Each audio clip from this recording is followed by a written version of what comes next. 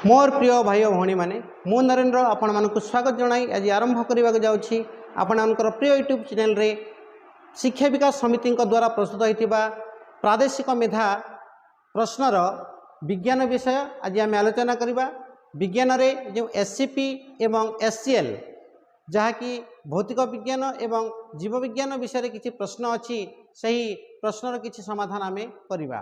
ताहले डेरी न करिकी आज आम आरंभ करवा विज्ञान विषय।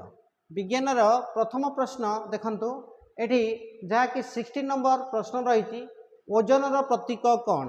ओजनर प्रतीक कौन ना ओजनर प्रतीक आपण माने जानिथिबे जे बही रे देखिबे जे ओजन को डब्लू आमर संकेत द्वारा ताकू सूचित करे बोली कि कहिछि, किंतु एठी ओजनर प्रतीक जेहेतु कहिछि आमे न्यूटन रे नहीं परिबा। कौन नहीं परिबा?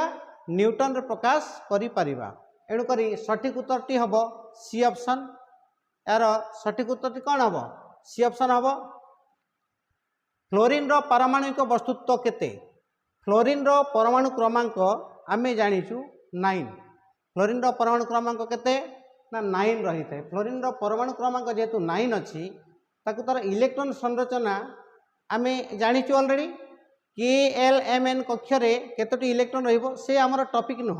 वर्तमान हमर टॉपिक कौन ना यार इलेक्ट्रॉन प्रोटॉन न्यूट्रॉन जानिबा दरकार। यार इलेक्ट्रॉन प्रोटॉन न्यूट्रॉन केमि जानिबे?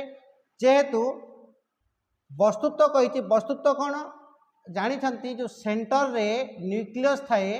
न्यूक्लियस कौन हुए ना न्यूट्रॉन एवं प्रोटॉन रो समष्टि जहाँकि तर न्यूक्लियस रो वस्तुत्व को सूचित करे।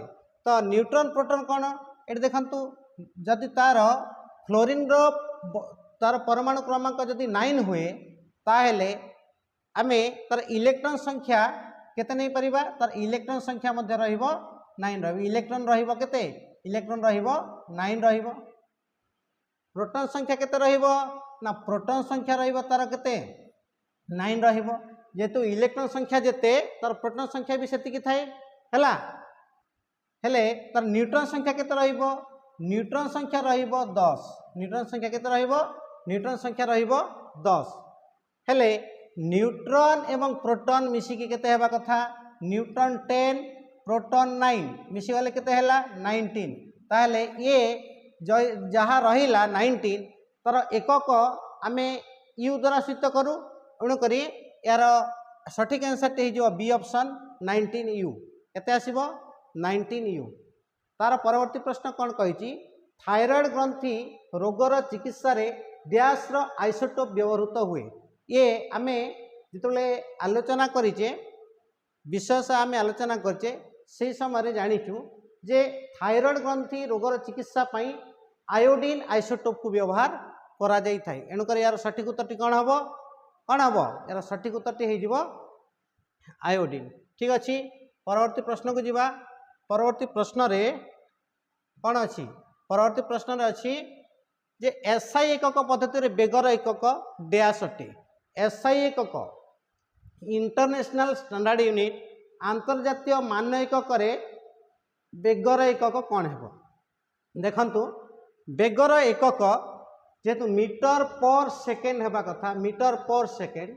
जदि आमे ताकू जदि गुटे धाड़ी रे लिखिबा से जो मीटर इंटू सेकेंड इनवर्स जहाँकि ऑप्शन रे अच्छी केते नंबर ऑप्शन रे अच्छी? बी ऑप्शन रे अच्छी। सठिक answer T metre into second inverse है।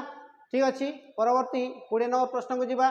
दुईटी वस्तु मध्य कार्य करथिबा महाकर्षण बल सही वस्तुत्व द्वारा डेस्क उपर निर्भर करे। कहा उपर निर्भर करे? आमे जानिचु तार वस्तुत्व एवं दूरत्व उपर निर्भर करि थाए। ठीक अच्छी ना। परवर्ती प्रश्न कौन कही ना विभिन्न आवृत्तिर मिश्रण रे सृष्टि होइथिबा ध्वनि को डैश कुहा जाए। विभिन्न आवृत्तिर ध्वनि जितले मिसी जाए ताकू कुहा जाए नोट कुहा जाए। कौन कुहा जाए?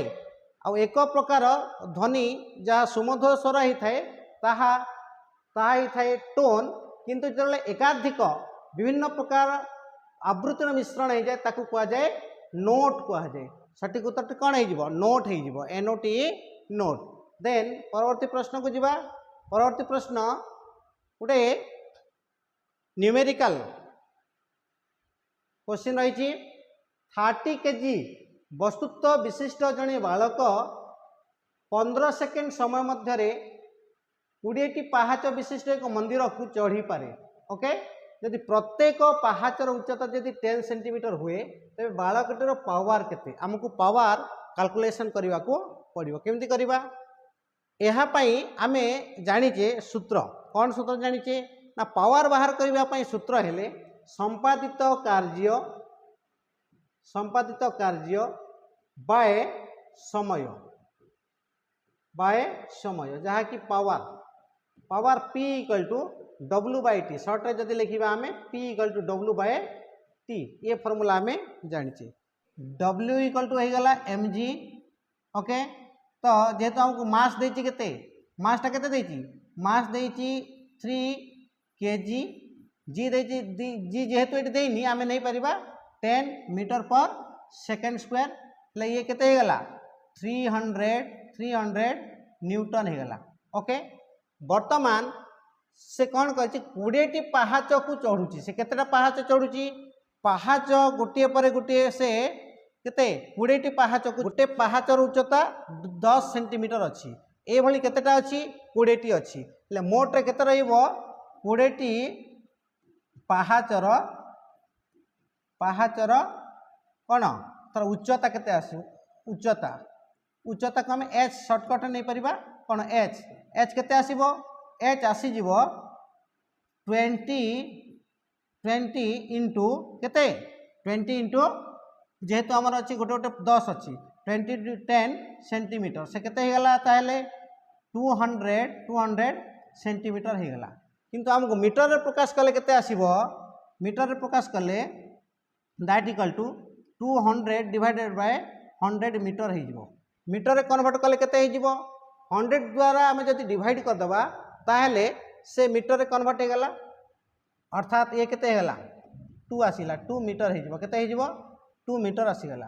ओके, जदि 2 मीटर होगला ताहले बर्तमान आम कौन करवा फॉर्मूला को जीवा फॉर्मूला रे कौन आम ये लिखिपर देखंतु यही जगार हमर आसीबो power P equal to mgh by समय संपादित कार्य mgh बाय समय ताले से केते आसीगला कहतु mgh केते अच्छी mg टा केते अच्छी 300 न्यूटन अच्छी इंटू केते हाइट टा केते अच्छी 2 मीटर अच्छी होल डिवाइडेड बाय केते टाइम समय आमको केते देछि टाइम टा देछि 15 सेकेंड देछि टी जगह आम नहीं पारिबा 15 सेकेंड हेले 15 2 गुणे की 30 है 15 शून्य की 0 है 20 गुणन 2 केते 40 वाट हम कौन हम 40 वाट। ओके, यार सठिक उत्तर आम पाईगले 40 वाट आसीगला। ठीक सेहीपरि आम 23 नंबर क्वेश्चन को जीवा निम्नोक्त मध्य डेक्स एक कठिन ऊर्ध्वपाती नुहे एमानक मध्य किए ऊर्ध्वपाती नुहे सोडियम क्लोराइड किए सोडियम क्लोराइड जेहेतु एमोनियम क्लोराइड आंथ्रासिन नाफ्थालिन एगुड़िक गोटे उद्बाही पदार्थ एमानकु गरम कले एमाने सीधा सड़ख कौन करती ना ग्यासीय अवस्था पहुँची था एमानकु कौन आम गोटे गोटे उद्बाही पदार्थ कही था ए जगह देखा सोडियम क्लोराइड गोटे ऊर्ध्वपाती नुहे ये गोटे ऊर्ध्वपाती नुहे आम नवम श्रेणी बही में भल भाव यहाँ पढ़ीचु।